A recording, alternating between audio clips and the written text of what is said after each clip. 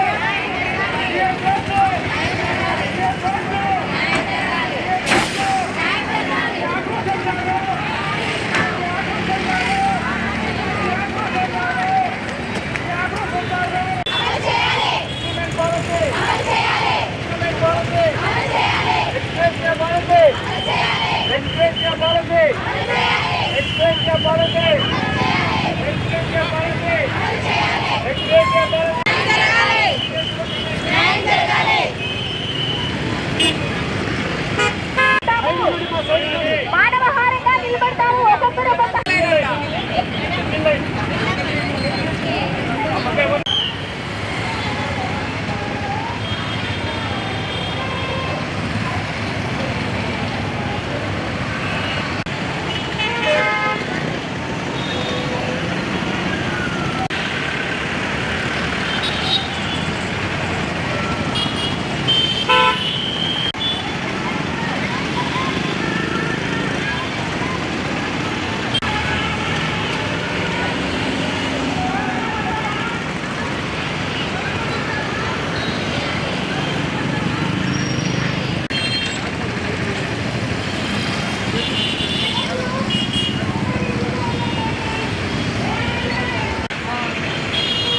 salaries arrears ఏంటంటే వాళ్ళ demands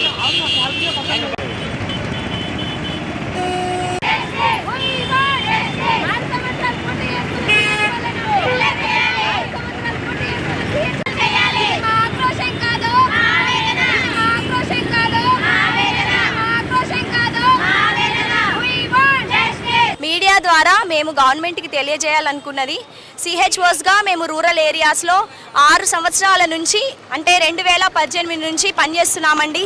ఎంతో కష్టపడి మారుమూల ప్రాంతాలలో ట్రాన్స్పోర్టేషన్ లేకపోయినా మా సొంత డబ్బులు పెట్టుకొని ఊర్లో ఉండే వాళ్ళ బైక్స్ ఎక్కి ఆడవాళ్ళం అయినప్పటికీ కూడా ఎంతగానో మేము ప్రజలకి ఆరోగ్య సేవలు అందిస్తున్నాము. ఈ రోజున మాకు CFW నుంచి మేము పోయిన నెల 16వ తేదీ నుంచి స్ట్రైక్ చేస్తుండగా ఈరోజు నిరసన కార్యక్రమం 5వ రోజుకు చేరింది. అయినప్పటికీ CFW నుంచి కానీ గవర్నమెంట్ దగ్గర నుంచి కానీ మాకు ఒక్క రెస్పాన్స్ కూడా రాలేదండి. మేము దానికి చాలా ఆవేదన చెందుతున్నాము. వెంటనే గవర్నమెంట్ మాకు రెస్పాండ్ అవ్వాలని మేము అడిగే ప్రతి ఒక్క డిమాండ్ని అవన్నీ కూడా న్యాయమైన డిమాండ్సే. మాకు ఇచ్చిన GOI గైడ్లైన్స్ ప్రకారం 2018లో మేము జాయిన్ అయినప్పుడు 6 సంవత్సరాలు పూర్తయిన వాళ్ళని డిపార్ట్మెంటల్ ఎగ్జామ్ పెట్టి రెగ్యులర్ చేసి ప్రమోషన్స్గా గెజిటెడ్ ఆఫీసర్ పోస్ట్ ఇస్తామని ఉందండి. సో దాన్ని బట్టే మేము ఆ GOI గైడ్లైన్స్ని బట్టే మేము మమ్మల్ని మీరు రెగ్యులర్ చేయాలని మేము కోరుతున్నాము. ఆ రెగ్యులర్ చేసేదానికి నిర్దిష్టమైన ప్రొసీజర్ ఉంటుంది. గ్రాడ్యుయేట్స్ పోస్ట్ గ్రాడ్యుయేట్స్ కాబట్టి ఏ టైం కల్లా మాకు మీరు రెగ్యులర్ చేస్తారనేది పేపర్ మీద ఇవ్వాలని కోరుతున్నాము. NHMలో 189 క్యాడర్స్ ఉంటే 188 క్యాడర్స్కి 23% హైక్ 2023లో ఇచ్చి కేవలం CHOs క్యాడర్ని మాత్రమే పక్కన పెట్టి 40,000 జీతం మీకు ఇస్తున్నామని మమ్మల్ని పక్కన పెట్టడం చాలా బాధాకరం. దీనికి మేము చింతిస్తున్నాము. 2023లో కూడా మేము ఫస్ట్ టైం అజిటేషన్ చేసినప్పుడు గౌరవనీయులైనటువంటి ప్రిన్సిపల్ సెక్రటరీ గారు కృష్ణబాబు సార్ గారు మాతో మాట్లాడి వెబినార్ కండక్ట్ చేసి జూమ్ కూడా పెట్టలేదండి. వెబినార్ కండక్ట్ చేసి మేము మీకు హైక్ ఇస్తామని చెప్పారు. అది పాలసీ ఫైల్ కూడా మూవ్ అయింది. కానీ కొన్ని కారణాల వల్ల అది ల్యాప్స్ అయిపోయింది. తర్వాత మళ్ళీ మమ్మల్ని పిలవలేదు. మేము 2 సంవత్సరాలు వెయిట్ చేశామండి పిలుస్తారని చెప్పేసి. కానీ ఇంతవరకు కూడా 2023లో ఉన్నటువంటి పెండింగ్ ఇన్సెంటివ్స్ని 15,000 మాకు ప్రోత్సాహకారకంగా ఇస్తారు. మా జీతము 25,000 కాకుండా ఆ 15,000లో కూడా కోతలు విధిస్తున్నారు. ఆ కోతలు ఎందుకు వస్తున్నాయో కూడా మాకు తెలియదు. ప్రతి ఒక్క ఎంప్లాయీకి ఎవరైనా ప్రైవేట్లో పనిచేసే వాళ్ళకైనా ఈపీఎఫ్ అనేది ఒకటి ఉంటుంది. ఈపీఎఫ్ అనేది ప్రతి ఒక్క ఎంప్లాయీ హక్కు.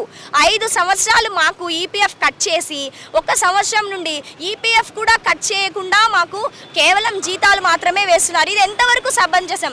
మేము ఏ విధంగా జీవించాలి? ఆడవాళ్ళమే 80% ఉన్నామండి. 10,032 మంది సిహెచ్ఓస్ స్టేట్ మొత్తం ఉంటే 80% ఆడవాళ్ళం ఉన్నాము. మాకు పిల్లలు ఉన్నారు. ఎన్ని రేట్లు పెరుగుతున్నాయి, మేము ఏ విధంగా జీవించాలి? ఇప్పుడు మేము స్ట్రైక్ చేస్తున్నామని స్ట్రైక్ చేస్తున్నటువంటి టైంలో కూడా మా యొక్క శాలరీస్ అన్ని హోల్డ్ చేసి పెట్టేశారు. మేము ఎలా జీవించాలి? ఈ నెల మేము ఎలా మా అద్దెలు కట్టుకోవాలి? మేము ఎలా జీవించాలి? సార్, మేము మీడియా ద్వారా గవర్నమెంట్ని కోరుతున్నాము, కృష్ణబాబు గారిని కోరుతున్నాము, వీరపాండ్య సార్ గారిని, సీఎం సార్ గారిని, హెల్త్ మినిస్టర్ సార్ గారిని, పవన్ కళ్యాణ్ గారిని, అన్న మా బాధలు మీరు వినండి. 80% మంది మా ఆడవాళ్ళం ఉన్నాం. ఎన్నో కష్టాలు పడుతున్నాం. ప్రెగ్నెంట్స్గా ఉండి మా పిల్లల్ని లాక్టేషన్ మదర్స్ని కూడా మేమందరం ఉద్యోగాలు చేస్తున్నాం. ఎన్సీడీలో తిరిగి మేమందరము ఏ విధంగా అయిపోయినాం. అనేక మంది అనారోగ్యాల పాలు కూడా అయినారు. మేమే ప్రజలకు సేవలు అందిస్తూ మేమే అనారోగ్య పాలు అవ్వడం చాలా బాధాకరం. సో ఈ మీడియా తరఫున మేము కోరుకుంటున్నామండి, డెత్ అయినా కూడా ఎక్స్గ్రేషియా పాలసీ అనేది లేదు.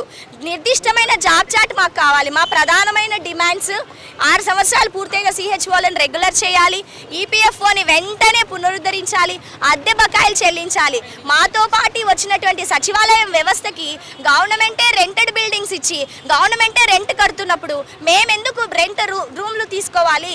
మీరు ఇచ్చిన ఎక్విప్మెంట్ని మేమెందుకు భద్రపరచుకోవాలి? సరే మాకు ఇవ్వండి సార్ అని అన్నప్పుడు గౌరవనీయులైనటువంటి నివాస్ సార్ గారు అప్పుడు కమిషనర్గా మాకు రెంట్ ఇస్తానని ఒప్పుకున్నారు. రెంట్ కూడా ఇచ్చారు. మరి తిరిగి 1 సంవత్సరం నుంచి మళ్ళీ రెంట్ కూడా బకాయిలు చెల్లించడం లేదు. ఇది ఎంతవరకు సమంజసం? మీరు మాకు న్యాయం తీర్చాలండి.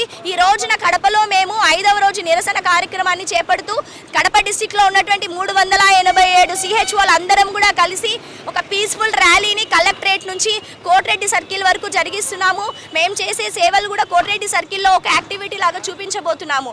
కాబట్టి మేము మీడియా ద్వారా కోరేది, మాకు కావాల్సినటువంటి డిమాండ్స్ని, న్యాయమైన డిమాండ్స్ సార్. మా డబ్బులు పోయినాయి సార్, మా డబ్బులు మాకు ఇవ్వండి సార్. మేము కోరేది అదే సార్. మేము గ్రాడ్యుయేట్స్ సార్, మాకు తెలుసు సార్. రోడ్డు మీదకి మేము రామ్ సార్. మాకు కావాల్సిన డిమాండ్స్ మీరు మాకు నెరవేర్చండి. Thank you.